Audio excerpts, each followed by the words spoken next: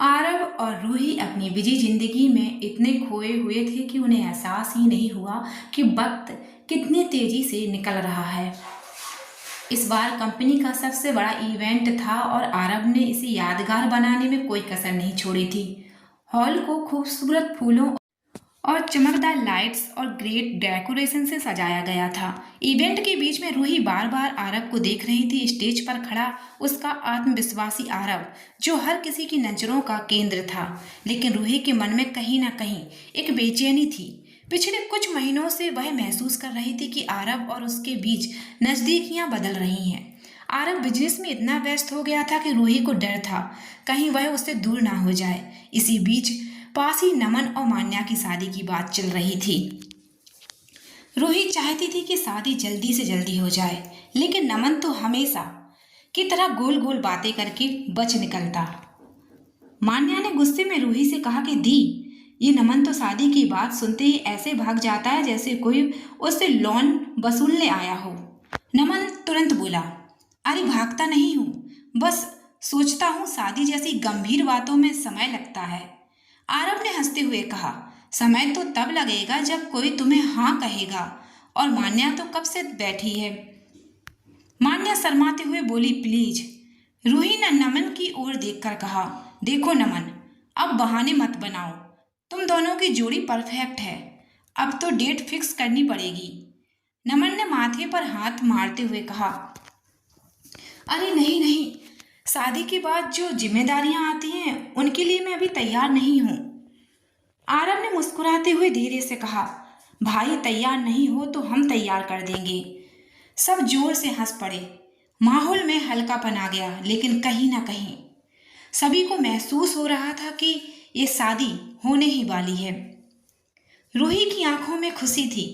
उसने मन ही मन सोचा, इस घर में नमन और मान्या की शादी से जो रौनक आएगी वो सबको और भी करीब ला देगी। रूही की बातें सुनते ही आरव ने उसे थोड़ा गौर से देखा, क्योंकि रूही नमन की छोटी बहन जैसी थी और उसके घर में जब भी कोई बात नमन के लिए डिसाइड करनी होती तो रूही की राय सबसे पहले ली जाती थी। इसी वजह से आज भी आरव नमन और मान्या की शादी के बारे में रूही की सोच जानना चाहता था।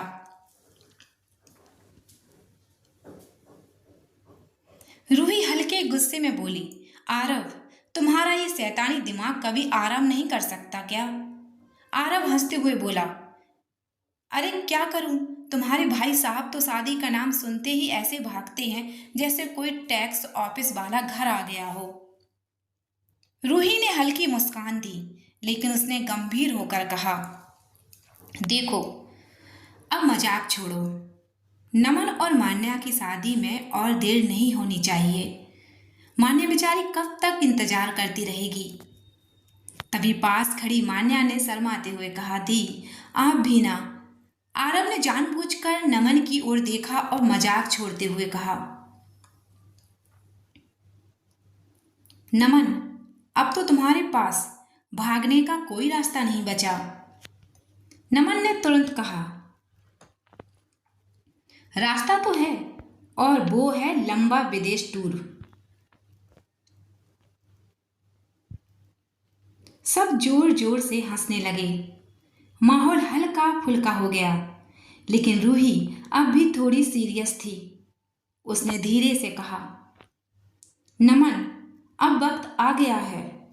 शादी सिर्फ दो लोगों का रिश्ता नहीं होती, दो परिवारों की खुशियों की शुरुआत होती है। नमन ने गहरी सांस लेते हुए कहा, मुझे डर नहीं है, बस सही वक्त का इंतजार है। आरव ने नमन की पीठ पर हाथ रखते हुए कहा, वक्त तो तुम्हें हम तय करके बताएंगे। अब अगली फैमिली मीटिंग में तुम्हारी शादी की डेट फाइनल होगी। रूही और मान्या की आंखों में खुशी की चमक थी।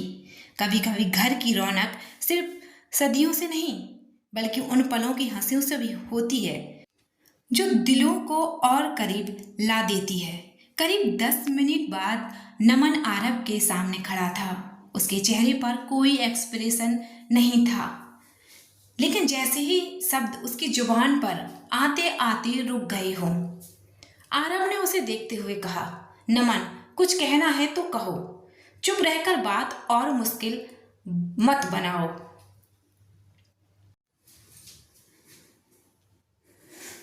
नमन ने गहरी सांस ली, लेकिन अब भी चुप था। नमन, ये वक्त चुप रहने का नहीं है। अगर तुम मान्या से शादी के लिए तैयार हो तो साफ साफ बोलो। नमन की आंखें भीगी हुई थी। उसने धीरे से कहा, मैं तैयार हूं, लेकिन डर ये है कि कहीं मैं उसे खुश ना रख सका तो। आरव ने मुस्कुराते हुए उसकी पीठ थपथपाई। खुशियां देने के लिए परफेक्ट होना बहुत जरूरी नहीं, सच्चा होना जरूरी है, और मान्या तुम्हारे सच्चेपन से ही खुश है। नमन की आंखों में आत्मविश्वास की चमक आ गई। उसने पहली बार अपने मन की बात साफ साफ कह दी। वहां मौजूद सभी के चेहरों पर मुस्कान थी, मानो इस छोटे से पल ने बहुत बड़ी दुविधा को हल कर दिया हो। रूही ने मन ही मन सोचा, जब दिल की बात खुलकर कही जाती है तो रिश्ते और मजबूत हो जाते हैं।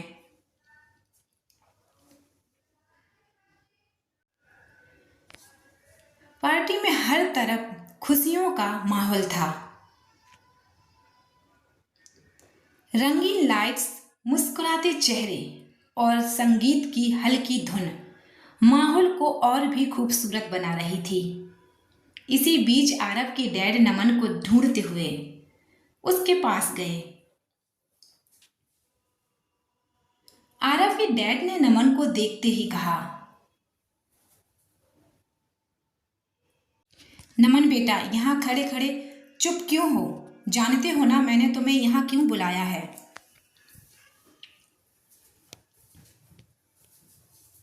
नमन थोड़ी घबराहट में बोला, जी अंकल, अंदाजा तो है।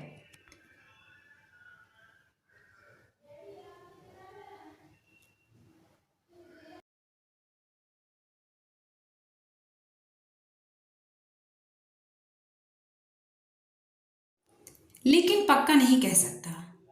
आरव के डैड हल्की मुस्कान के साथ बोले, हर रिश्ते के लिए एक सही समय होता है। नमन, मान्या कई सालों से तुम्हारा इंतजार कर रही है। हम सब ने तुम्हारे फैसले का बहुत सम्मान किया है, लेकिन अब वक्त आ गया है तुम्हें अपने दिल की बात कहने का। नमन ने हिचकिचाते हुए धीरे से कहा, अंकल, मैं मान्या को पसंद करता हूं, लेकिन डर ये है कि मैं उसे खुश रख पाऊंगा या नहीं। आरव भी बीच में हंसते हुए बोला, और वैसे भी भाई, अगर शादी के बाद मान्या तुम्हारे पीछे भागेगी, तुम्हें खुश रहने का टाइम मिलेगा ही कहाँ?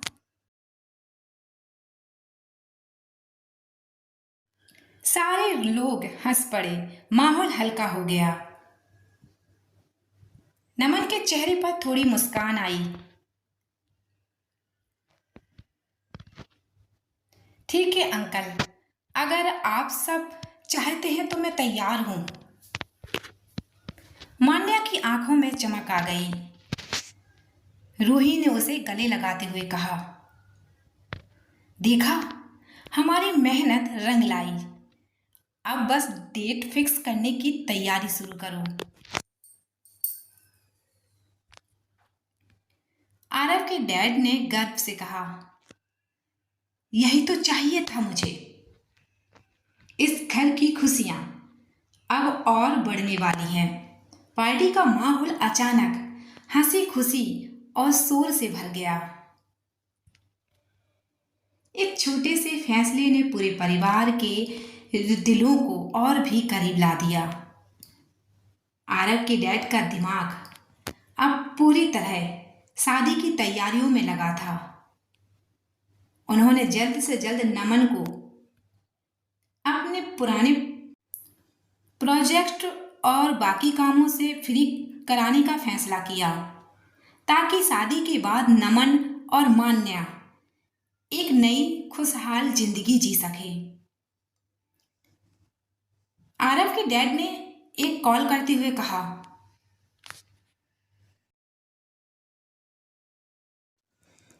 अरे जल्दी से नमन की सारे ऑफिशियल टास्क निपटा दीजिए। बेटे की शादी है, हम चाहते हैं कि सब कुछ टाइम पर हो जाए। घर के बाकी लोग भी एक्साइटेड थे। रूही तो पूरे दिन शादी के आइडियाज देती रहती और आरव हर बार उसे चिढ़ाता। इतना नाच गाना प्लान कर रही हो, कहीं खुद ही बारात में घोड़ी पर न बैठ जाओ। शाम का समय हो चुका था। नमन अपने रूम में बैठा अपने काम पूरे कर रहा था। तभी नीचे से शोर सुनाई दिया। जब उसने झांक कर देखा तो पंडित जी दादी के साथ बैठे हुए थे।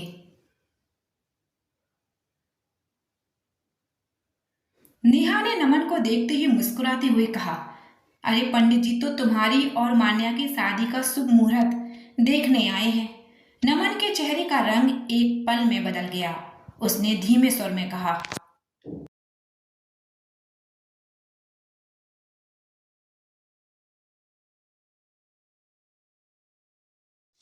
इतनी जल्दी? मतलब अब तो भागने का भी टाइम नहीं बचा।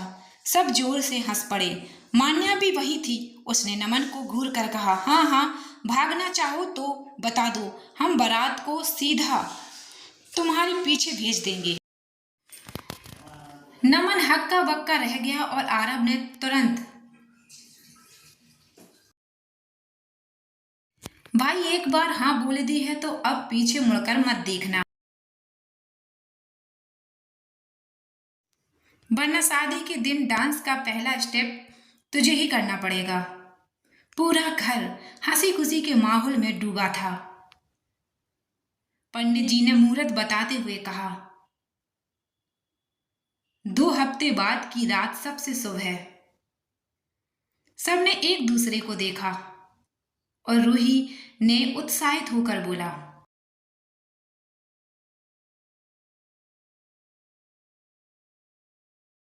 बस तय हो गया, अब असली धूमधाम शुरू होगी। नमन के दिमाग में अब तक सब धुंधला था। उसे यकीन नहीं हो रहा था कि सब इतना जल्दी हो रहा है। स्टडी रूम में बैठा वो अपनी फाइल्स के बीच खोया हुआ था।